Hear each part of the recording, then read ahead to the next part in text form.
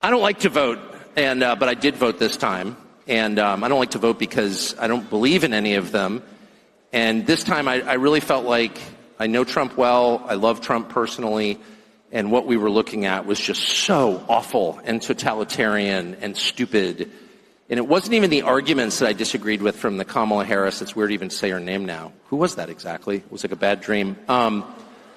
But it wasn't even so much the arguments I disagreed with, though I definitely disagreed with the arguments. It was the style of argument that drove me completely bonkers, summarized most crisply by "shut up, racist." Whatever you said, it was "shut up, racist." And it's like, but wait, first of all, I'm not a racist, but that's not even the point. The point is, I just told you what I think. I just asked you an entirely legitimate question, mostly, what the hell are you doing?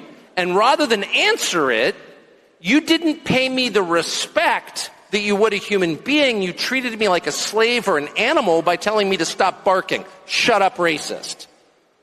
And I won't put up with that because I'm not a slave or an animal. I'm an American citizen, an adult man who pays his taxes. So, I ask people questions for a living, and very often I get answers that I don't care for, that I disagree with, that I think are stupid. But at least they're answers. At least the person responding is treating me like a human being with a soul created in the image of the Creator. He's paying me the respect that every human being is due. When you ask a direct question to someone in charge, you are due. That person is morally bound to give you an answer. He's not bound to agree with you, but he's bound to stop and answer your question. And the left never did that. They would dismiss you out of hand. You are not worth listening to. Be quiet. And that's, of course, where the impulse to censorship comes from.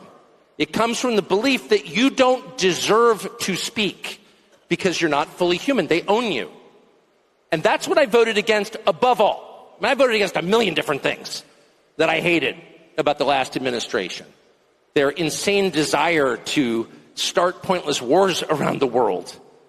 Their total unwillingness to protect this country domestically, to protect the people who live here, to protect the territorial integrity of the country, bringing in tens of millions of people illegally, giving them free stuff the second they get here, making a mockery of citizenship. I hated all of that. I hated all of that. But the thing I hated most was their total unwillingness to answer any question about why they were doing what they were doing. Because it was just too insulting. And every single time I would just feel like raising the middle finger and screaming obscenities, which is not an adult response, I'll concede, but that's how I felt. And I think that's really at the heart of why the Epstein thing is so distressing. I mean, the guy was some weird sex freak who was abusing girls. We knew that. But the fact that the U.S. government, the one that I voted for, refused to take my question seriously and instead said, "Case closed, shut up, conspiracy theorist," was too much for me. And I don't think the rest of us should be satisfied with that. And by the way, let me just say really quickly, because I was so mad about it that I think I found out part of what's going on. I think we are going to find out more. And I think the truth, for whatever it's worth, in case you're interested, is that the DOJ didn't release lots of incriminating sex videos with Epstein and his billionaire pals because they don't have them.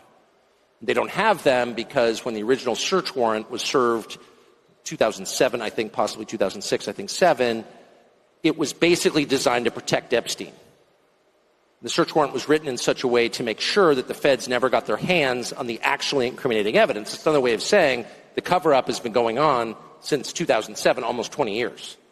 And so the real question is not, was Jeffrey Epstein a weirdo who was abusing girls? Yes, we can answer that. The real question is, why was he doing this, on whose behalf, and where did the money come from? And those are the questions that need to be answered. And I think it's entirely fair to ask them. And it's not adequate to say anyone who asked them is somehow desecrating the memory of little girls who died in Texas. I'm not going to put up with that answer. I don't care who gives that answer. That is not acceptable. And I think the real answer is Jeffrey Epstein was working on behalf of intel services, probably not American.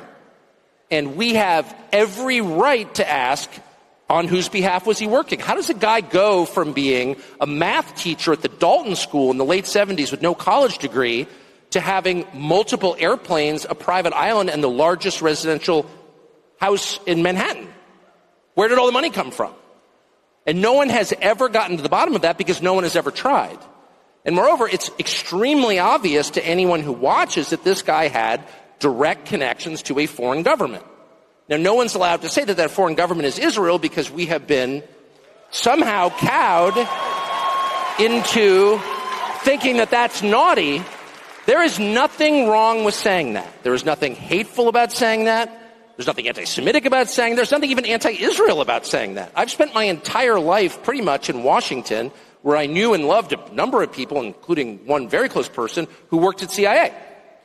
That has never prohibited me from saying, I think the CIA has done some horrible things, murdered a bunch of people, participated in the murder of a sitting U.S. president. It's got a whole trail of crimes. That doesn't make me a disloyal American. It doesn't make me anti-American in any sense. I was born here. My family's been here for hundreds of years. I love this country. That's why I live here. So criticizing the behavior of a government agency does not make you a hater. It makes you a free person. It makes you a citizen. You're allowed to do that because you're not a slave. You're a citizen. And you have a right to expect that your government will not act against your interests, and you have a right to demand that foreign governments not be allowed to act against your interest. That's not creepy. It shouldn't be forbidden. And yet all of us have trained ourselves to believe that you can't say that somehow, that that's like too naughty and forbidden. And the effect of making that off limits has been to create a lot of resentment, and I'll say it, hate online, where people feel like they can't just say, like, what the hell is this? You have the former Israeli prime minister living in your house. You have had all this contact with the foreign government. Were you working on behalf of Mossad? Were you running a blackmail operation on behalf of a foreign government? By the way, every single person in Washington, D.C. thinks that. I've never met anyone who doesn't think that. I don't know any of them that hate Israel, but no one feels they can say that. Why? And I think the longer that we play along with it, the more subterranean and creepy and hateful the conversation actually becomes. So I think it's better just to say it right out loud. Did this happen? And of course that question has been asked to the government of Israel, and their answer is, we're not going to tell you. And I think our answer should be, no. As long as we're sending you money, if you were committing crimes on our soil, we have an absolute right to know, did you do this or not? And yet everybody has been so brainwashed into thinking that's somehow an expression of hate or bigotry, when it's not. It's a baseline question that every U.S. citizen has a right to an answer on.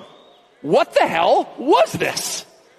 And by the way, if it turns out that it was nothing at all, that somehow Jeffrey Epstein really did earn $165 million giving tax advice to somebody, which is, for the record, a lot more than most people pay their accountants, and that none of this was actually a foreign intel operation, and that there was no blackmail involved, that actually Bill Gates was just hanging on the island because the weather was especially good.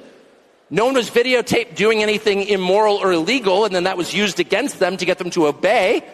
If all of that is false, then just tell me how it's false. But don't call me a lunatic.